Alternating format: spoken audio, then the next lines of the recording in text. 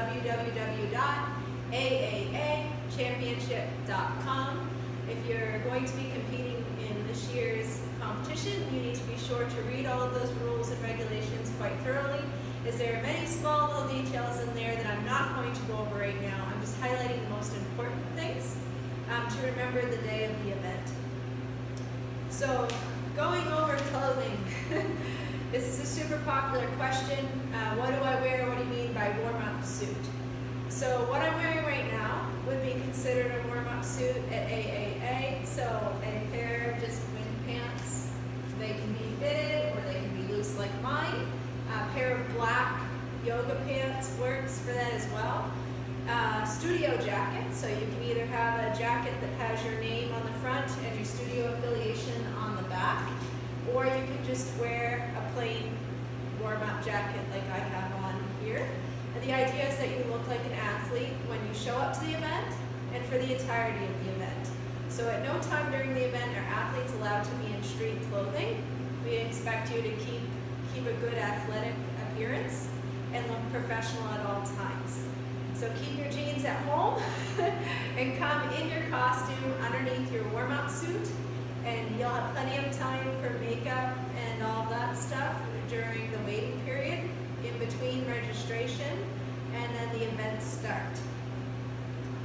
Another popular question is props.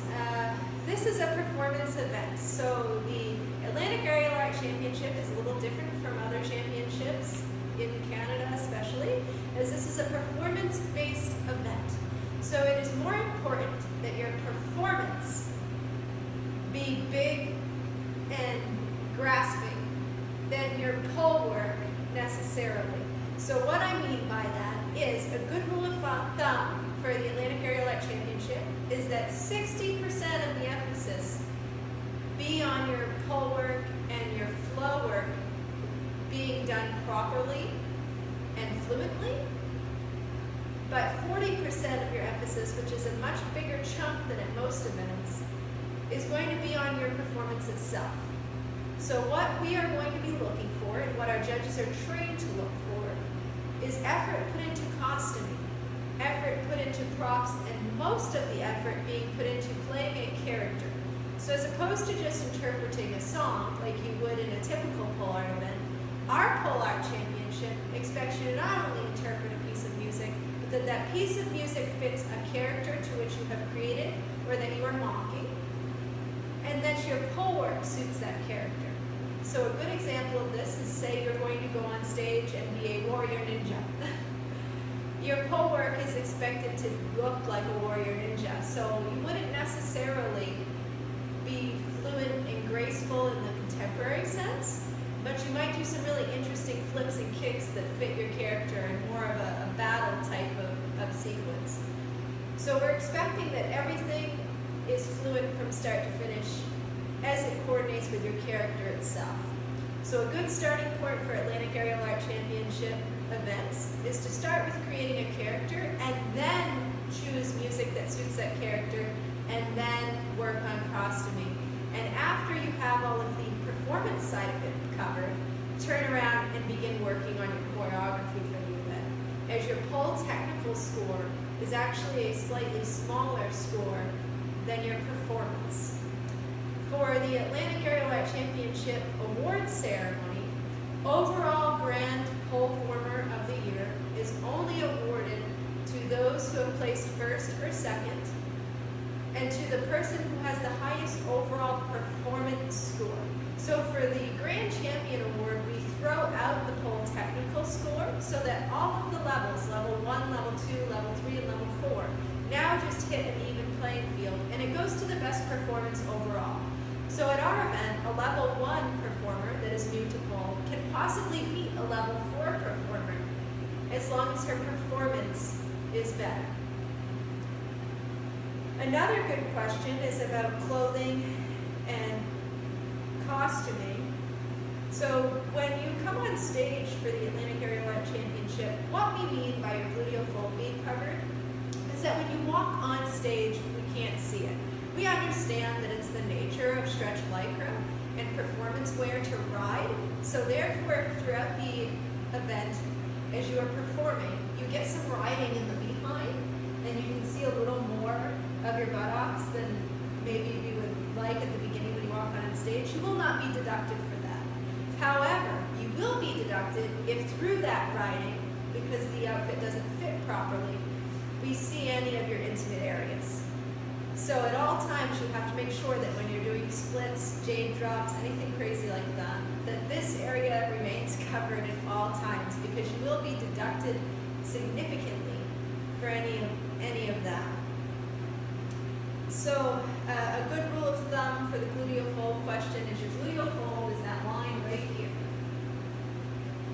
So you just want to make sure that when you pick out your pole shorts or your leotard or whatever you're going to wear for your costuming, that that remains covered when you first place it on.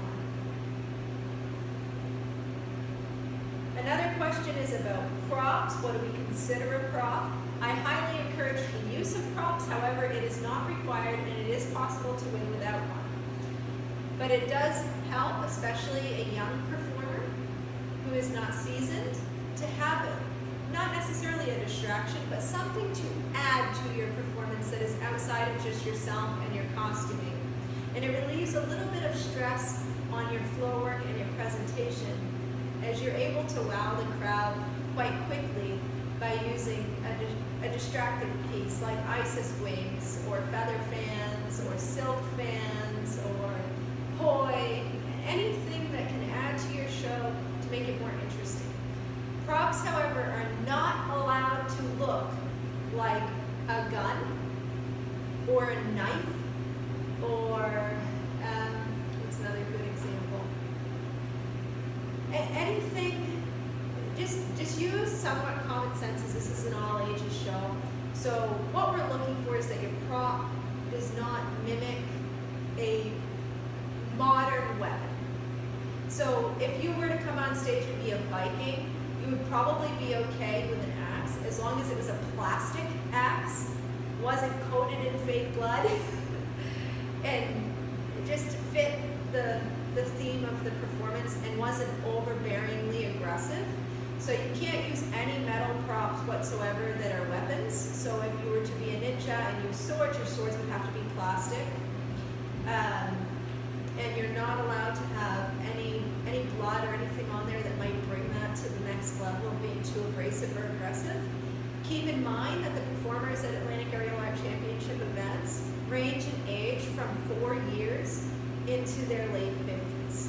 So it's super important that you keep in mind the large range of ages, and you take that into account when choreographing your show, as you can be deducted points for shows that are rated R, and that can be for either sexual reasons or for violence reasons. So any double shows, I discourage death between partners. But however, it would be okay if you were to do Iron Man versus Whiplash and have a battle scene, that would be fine.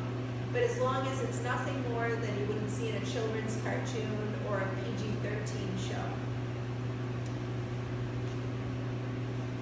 Body paints are not allowed if they rub off. If they're on parts that are not contacting the pole, then you are fine. So on your face, if you're only gripping with the right side, you can paint the left side. Photography and filming is strictly prohibited. We will have a photographer and a videographer that's hired at the event. The day of the event, you will come in and you can pay for your photography and videography, and you will receive that within 3 weeks of the completion of the Atlantic Aerial Art Championship. So it's highly discouraged, and if anybody in the crowd is caught taking photos, they will be asked to delete them and to leave the event for the safety of our athletes, of course. You're not allowed to leave backstage area after 5:45. So 15 minutes prior to show start, we ask all athletes to come backstage. You remain backstage until the completion of your level. Then in between levels, you will go down and we have a seating area for you to watch the rest of the show. So the level 4 and the Lyra competitors will be able to watch the professional showcase, as you will be seating in the crowd. However, you will be out back until the level 4 competition. You will be able to see the event from backstage, the way Cole St. Anne is set up, so don't stress out about that. Also, you will have plenty of stretching and warming up, but I highly encourage you the day of the event to bring a bottle of water, a snack, because you will be there from check-in until late, a yoga mat for stretching, and anything else you may need as far as grip aids. Grip aids that we allow at Atlantic Aerial Art Championship are ITAC, Dry Hands, Dew Point, Mighty Grip, and then a couple other grips, but if you have any other questions, just let me know.